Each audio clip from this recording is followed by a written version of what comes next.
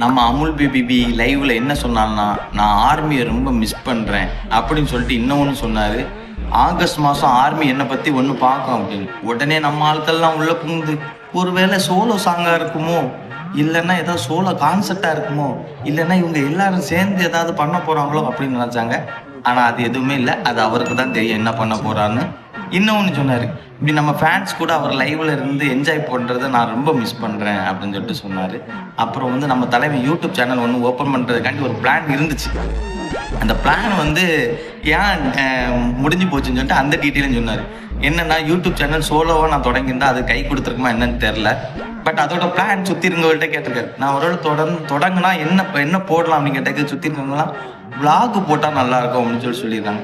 Vlog போட்டால் நம்ம கூட இருக்கவங்களோட பர்சனலாக தானே எடுத்து போட முடியும் அப்படின்னு சொல்லிட்டு நினச்சி அந்த ஐடியாவை அப்படியே க்ளோஸ் பண்ணிட்டாரு. அதனால தான் தலைவன்